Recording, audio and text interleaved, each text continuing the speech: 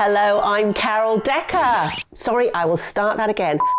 Hello, I'm Christmas Carols Decker, and I'm bringing you over 50 years of rockin' Christmas classics, which is why we've called them Carol's Carols.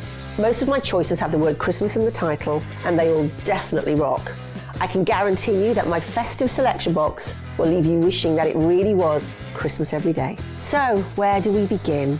Well, with that rocker that almost always appears at the #1 spot on Christmas countdowns, but I thought we'd start the show with it. And it may be Christmas! But I do wish that Dave Hill had borrowed Noddy's mirrored top hat to hide that frightful fringe. It disturbs me to this day. And that was Irish rockers U2 with their cover of the Darling Love classic.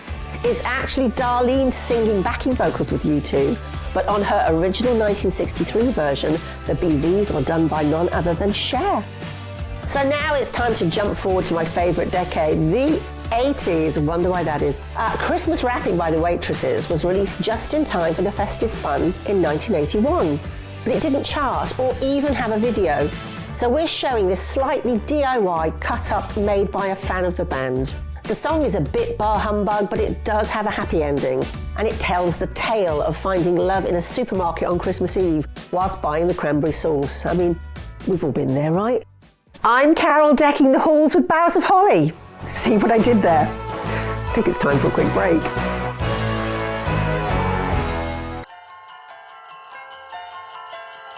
Hello, it's me, Carol Decker. I'm just relaxing in my Christmas crib in the Alps. You know, earned lots of money in the 80s, and I think I spent it well. Now, my band To Pow never released a Christmas single, but China in Your Hand very nearly was the 1987 Christmas #1, until it was toppled from the top spot at the last moment by those Pet Shop Boys with Always on My Mind. Anyway, I'm not at all bitter.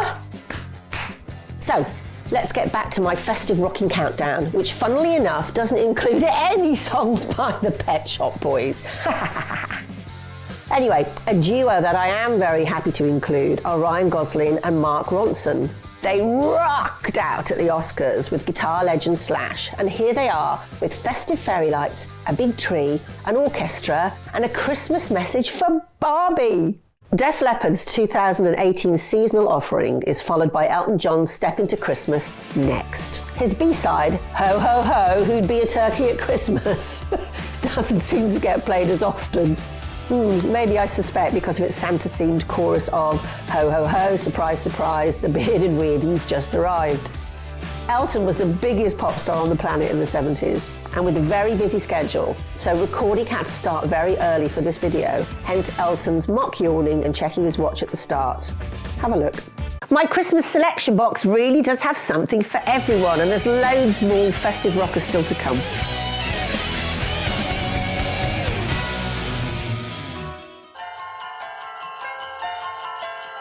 Oh, you caught me with me eggnog. I'm Carol Decker, and this is Carol's Carols. Now coming up, the Ramones, The Quo, and Wizard. But next, it's the first of 2 solo Beatles Christmas songs included in my festive countdown. Now George Harrison was the first ex-Beatle to have a solo #1 with My Sweet Lord. But for his first seasonal song, he went down a slightly less spiritual route with Ding Dong Ding Dong. Now here he is larking around his mansion and his 60-acre back garden in Henley-on-Thames with, sadly, not a snowman in sight. Wizard had the misfortune of releasing their Christmas single in the same year as Slade. Otherwise, it would have been a surefire #1. But from glam to punk, I've got it all covered here, you know. And in 1989, no one did punk and Christmas quite like this. It's Carol's Carols, and we're back in the 80s again. Oh, I feel so comfortable. In fact, specifically, it's Sunday the 25th of November 1984, and on that winter's day, Bob Geldof persuaded 36 of the nation's top pop stars to gather together to raise money for famine relief in Ethiopia. It became the biggest selling single, not just of 1984, but of the entire decade, and is also the most successful Christmas single of all time. Not everyone was happy though. The normally immaculately turned out Boy George described himself as looking like a deranged housewife and a right old mess in the video. He'd just flown in via Concorde, as you do, after a night out clubbing in New York. That is so 80s.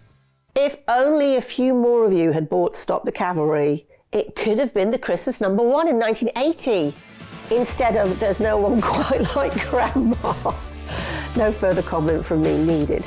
Next up, Bryan Adams and his interpretation of the story of Joseph and Mary.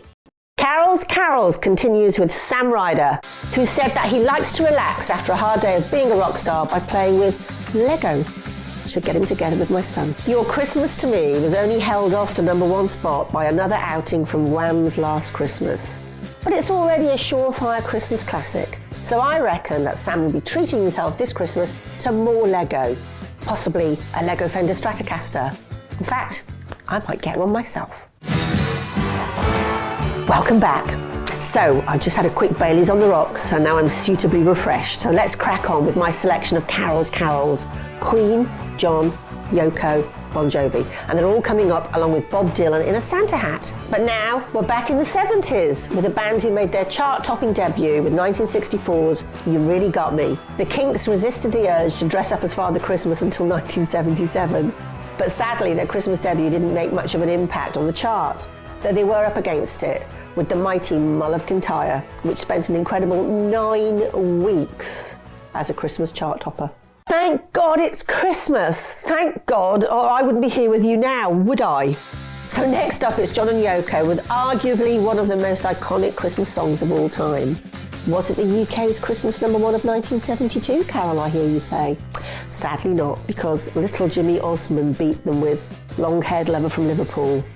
No wonder they fled to New York and never returned. I promised you legendary rockers, and that was Elvis, with Bob Dylan in a Santa hat next. Here's the great man interspersing the names of former US presidents with those of Santa's reindeers. And you wouldn't get that on a Christmas song by Shaky or Mariah, now would you? Hello, it's Carol's Carols, and we're in the final part of a journey through 50-odd years of Christmas rockers, with only 4 more songs to go. And my Christmas sleigh will be making stops in the 80s, the 90s, and the noughties. But before we get rocking again, I thought I'd slow the pace down a little with a power ballad from Christmas 1988. Freiheit were one-hit wonders from Germany, and their ethereal Keeping the Dream Alive features the London Symphony Orchestra. How fabulous. And after that, we'll speed it back up with a truly wonderful festive Sossel sing-along from the Pogues and Kirsty MacColl. I'm glad you're still with me for Carol's Carols.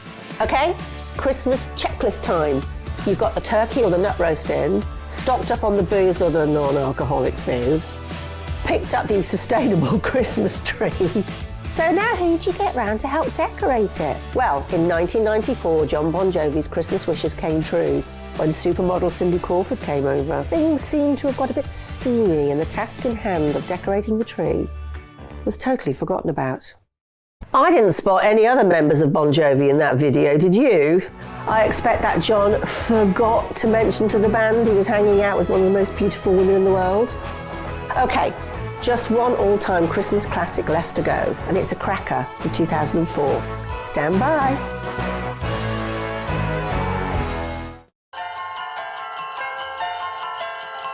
Welcome back for the final time to Carol's Carols, a rocking good Christmas.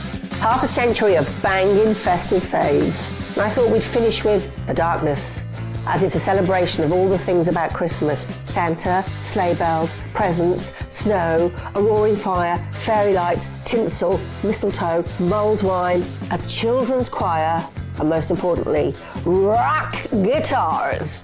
Ladies and gentlemen, and everyone in between, I bring you The Darkness. How can anyone not love this absolute Christmas classic from 2004? Well, the boys from The Darkness wrap up my selection of Carol's Carols.